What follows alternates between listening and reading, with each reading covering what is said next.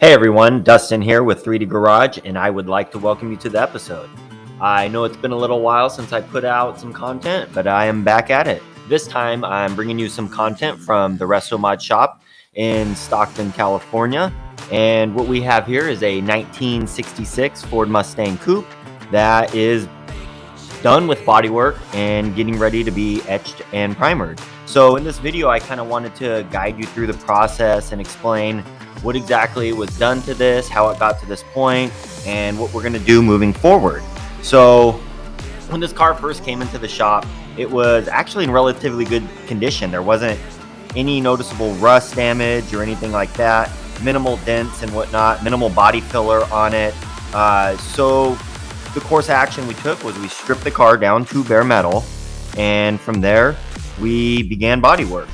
So if you look at the panels that you can see in the shots here, you can see that there's actually two different colors of body filler that you see, the green and the yellow. So the process we did here is we started with the green body filler. It's called Z-Grip, and that's a body filler that has a thicker consistency to it, and it's going to allow you to have more filling properties. So that was applied to the car initially, and everything was shaped out, roughed out with 36 grit, and kind of make sure all the panels line up and whatnot, your gaps look good. And then that body filler was finished with 80. And then to finalize everything, once that Z-Grip, the green body filler, was all blocked out with 80 grit, then we went and applied the gold body filler, yellow body filler that you see on top of that. And that was a process which is kind of referred to as skim coating. And so the body filler we use is 1131 3M, I think it's called Platinum Plus. And that body filler has a thin consistency. So once you kind of have your groundwork or your panels kind of roughed out, the rough shape of them, you apply that body filler to the top of the panels, and then that was sanded with 80 grit and then finished off with 120. And yeah, so once the car came into the booth, it was blown off really well. All the dust was removed from it. It was cleaned up, and then the car was masked, and then it was cleaned really good with cleaning solution. Any remaining debris that was on there was tacked with a tack rag, and from there I began to etch the bare metal. So you can see that right now here in the video. That's what I'm doing. I used a 2-part PPG etch primer, and I applied that to all the bare metal spots on the vehicle. So then once the car is completely etched, the next step from there is to apply the primer, and that's what you can see happening here. And so what I did was we used the PCL 991. It's a California VOC compliant version basically of the PCL 901 polyester primer. That was applied, one coat was applied to all the areas of the body that have body filler, and then 2 more coats were applied to everything else. So basically the areas with body filler have 3 coats of primer. The areas that were just bare metal that were straight to begin with have 2 coats of primer. And so you can see me here, I'm priming the vehicle. Once that vehicle was primed, which you'll see in the next shots, then from there it's going to be blocked out with 120 grit, finished off with 180, and then we're going to reprime it again.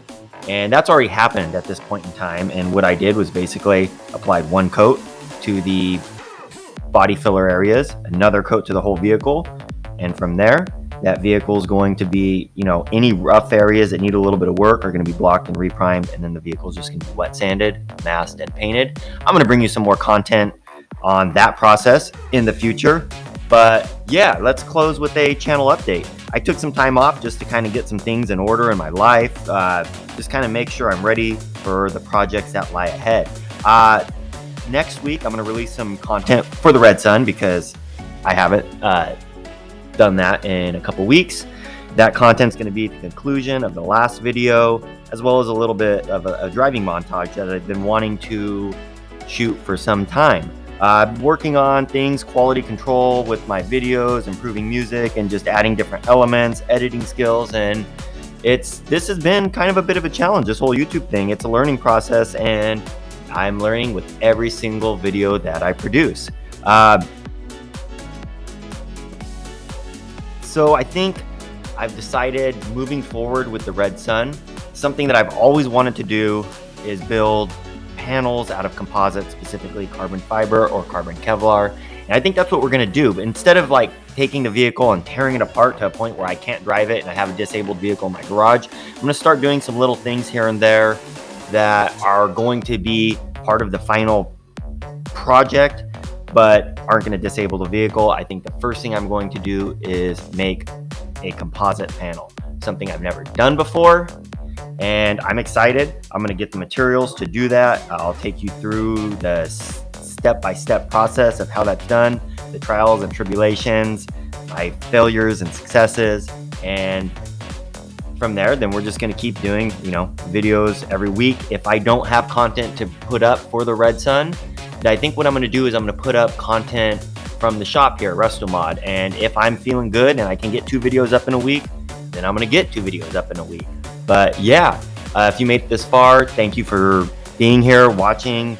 Please like, subscribe, tell a friend about this channel if you want to see more, if you think that they would appreciate content like this. Yeah, thanks, guy.